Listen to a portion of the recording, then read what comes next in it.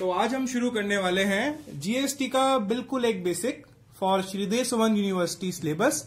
और हम एक महीने में एक ऐसी सीरीज रखने वाले हैं जो बेसिक टू एडवांस पूरा जीएसटी कवर करेगा। तो आज पहला वीडियो है। इस पहले वीडियो से और अब हर एक दिन एक वीडियो आती रहेगी फॉर 1 मंथ और एग्जाम से पहले हमारा जीएसटी कोर्स पूरा कंप्लीट हो जाएगा। तो आज हम शुरू करने वाले हैं जीएसटी का बेसिक।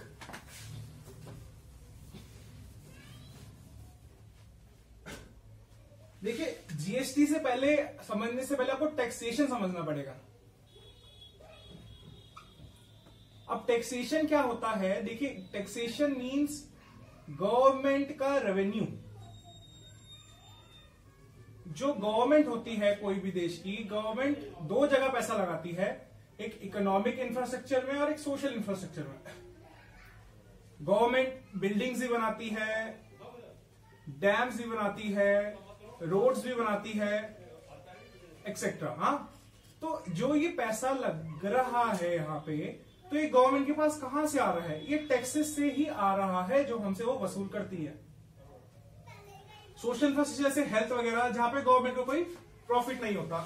अब यहाँ पे हमारी बात ये आती है कि टैक्सेस होते कितने टाइप के हैं। तो पहला टैक्स का टाइप होता है डायरेक्ट टैक्स और दूसरा टैक्स का टाइप होता है इनडायरेक्ट टैक्स। अब जो डायरेक्ट टैक्स है, डायरेक्ट टैक्स में क्या होता है कि डायरेक्ट टैक्स में जो बर्डन होता है टैक्स का, वो हम किसी और के ऊपर शिफ्ट नहीं कर सकते। लाइक अगर मैं एक इनकम के बैंड में आ रहा हूं जो 1.5 लाख से ऊपर है, 2,50,000 से ऊपर है, उस पे मेरे पास जो टैक्स लगेगा which that is my income tax, वो मेरी लाइबिलिटी है, मुझे ही गवर्नमेंट को आगे देनी है, मैं किसी और पे बर्डन शिफ्ट नहीं कर सकता। That is direct tax. वही इनडायरेक्ट टैक्स वो टैक्स होते हैं जिसकी लाइबिलिटी मैं एज अ पर्सन किसी दूसरे के ऊपर ट्रांसफर कर सकता हूं। जैसे अगर मैं एक सपोज करिए एक 10 रुपए की बाहर से कोल्ड ड्रिंक खरीद रहा हूं, तो वो जो एमआरपी होती है वो इंक्लूसिव ऑफ टैक्सेस होती है। इंक्लूसिव ऑफ टैक्सेस मतलब अगर 10 रुपए की चीज है उस पर शायद 2 रुपए का टैक्स होगा, दैट इज इनडायरेक्ट टैक्स, जो कि मैं उस एमआरपी के अंदर ही उस सेलर के, जो कोल्ड ड्रिंक का सेलर है, उसी को ही ट्रांसफर कर रहा हूं। अब जो 2 रुपए मैंने ट्रांसफर किया है सेलर को, अब ये सेलर की रिस्पॉन्सिबिलिटी है, वो उसको आगे फॉरवर्ड करेगा गवर्नमेंट को। दैट मीन्स मैंने अपना जो बर्डन था उस 2 रुपए का, वो मैंने क्या करा, वो मैंने आगे शिफ्ट कर दिया। अब यहां पे एक बात समझने वाली है, जो हमारा जीएसटी है, GST is a part of indirect tax. GST is a part of indirect tax. अच्छा, जीएसटी से पहले कुछ हमारे पास टैक्सेस थे। हमारे पास कौन से टैक्सेस थे? हमारे पास एक्साइज ड्यूटी थी, ये अभी पढ़ने की जरूरत नहीं है, बस इसकी एक हिस्ट्री जान लीजिए। दूसरा हमारे पास वैट था, हमारे पास सीएसटी था, हमारे पास कस्टम्स भी थे। और ऐसे करते करते कुल मिला के कुछ 17 टैक्सेस थे जो कि अब सबस्यूम्ड हो चुके हैं। सबस्यूम मतलब एक हो चुके हैं इनटू जीएसटी।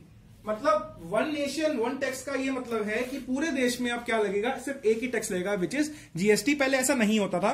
पहले हर एक स्टेट में क्या लगता था, अलग अलग टैक्स लगते थे। जैसे एक्साइज ड्यूटी लगती थी मैन्युफैक्चरिंग पे, वैट लगता था स्टेट गवर्नमेंट उसका लेती थी, सीएसटी इंटर स्टेट पे होता था, वैट इंट्रा स्टेट पे होता था, कस्टम्स इंपोर्ट एक्सपोर्ट में होता था। अभी सारी की चीजें क्या हो रही, कस्टम फिलहाल अभी भी लगता है, बट ये सारी की सारी चीजें सबस्यूम हो चुकी है जीएसटी में। और वैट और सीएसटी अगर हम देखा जाए, ये आज थोड़े जो प्रोडक्ट्स है लाइक पेट्रोल हो गया या आपका लिकर हो गया, इस पे आजकल भी वैट लगता है। तो अभी हमें वो नहीं जाना, हमें जीएसटी पे फोकस करना है। तो अगर मैं जीएसटी का मैं बेसिक अगर देखा जाए, तो अब हम जीएसटी का एकदम फ्रॉम स्क्रैच शुरू कर रहे हैं। एक क्रैश कोर्स मान लीजिए, यहां से हम बिल्कुल एडवांस जीएसटी पे जाएंगे। तो आज हम जीएसटी की क्लास शुरू कर रहे हैं पहली।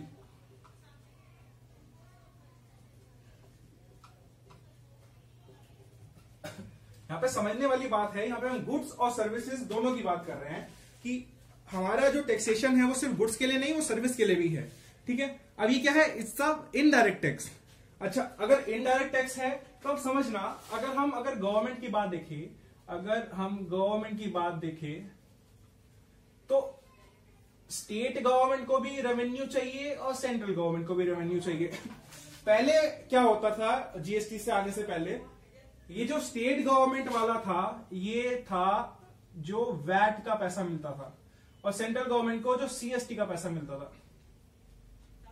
अब ये नहीं ऐसा पार्ट है। अब जीएसटी के अंदर क्या है, जीएसटी के अंदर हमारे पास 4 कंपोनेंट्स है इसके। पहला है एसजीएसटी, दूसरा है सीजीएसटी, तीसरा है यूटीजीएसटी और फोर्थ है आईजीएसटी।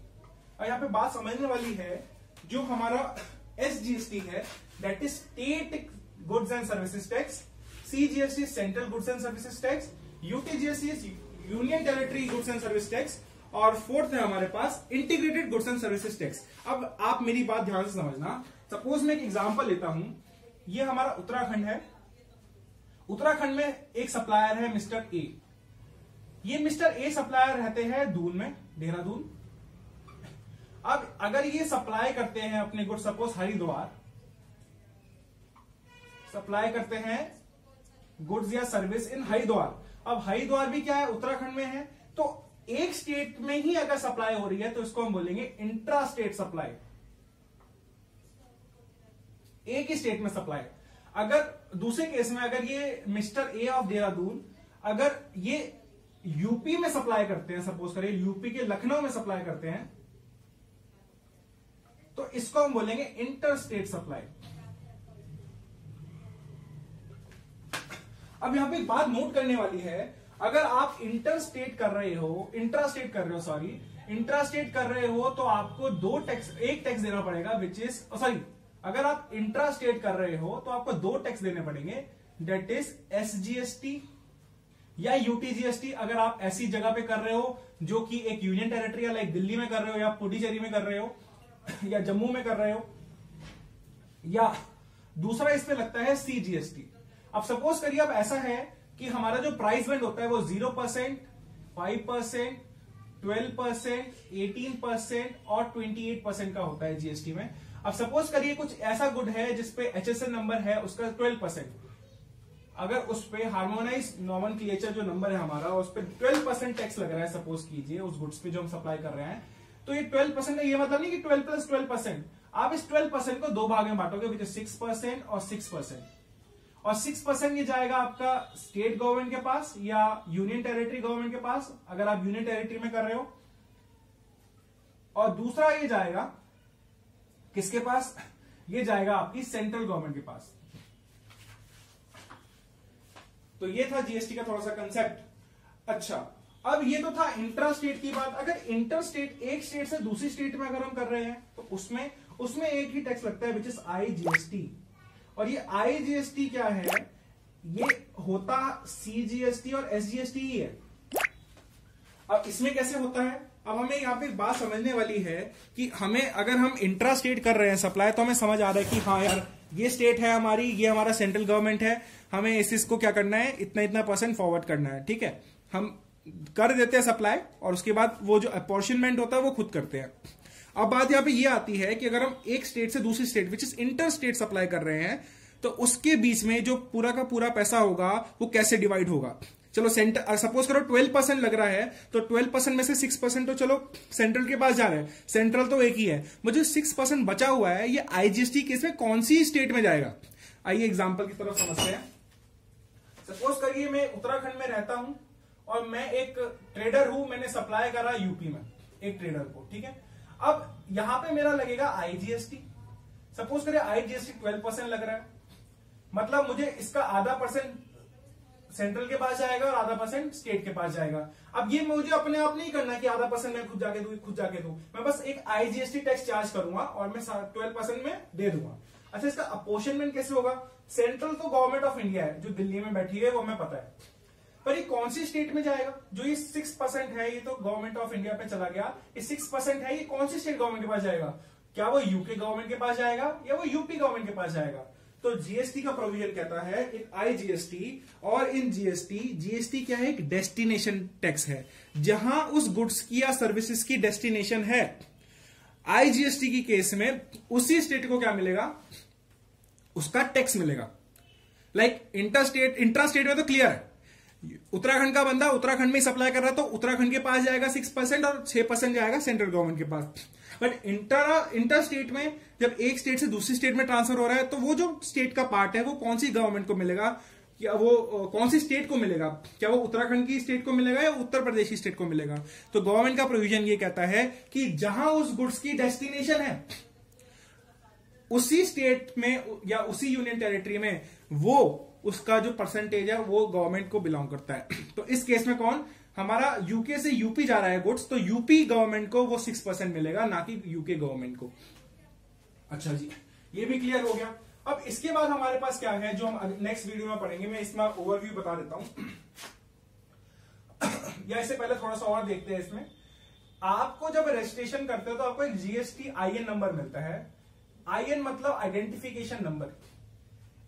ये होता है आपका 15 डिजिट्स का अंक होता है। इसमें शुरुआत में आपके कुछ रैंडम होते हैं, फिर आपका followed by your pan card, और बाकी आपका एक नंबर होता है सीक्वेंस में जो आपको अलॉट करती है GST N, which is GST network, जो आपको ये जीएसटी आईएन नंबर क्या करती है, अलॉट करती है। अच्छा, ये कैसे अलॉट करती है, क्या इसका प्रोसीजर होता है, ये हम आगे देखेंगे।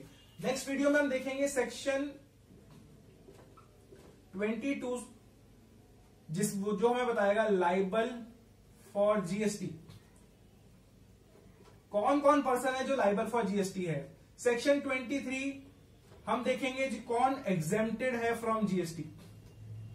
सेक्शन 24 में देखेंगे कंपल्सरी रजिस्ट्रेशन।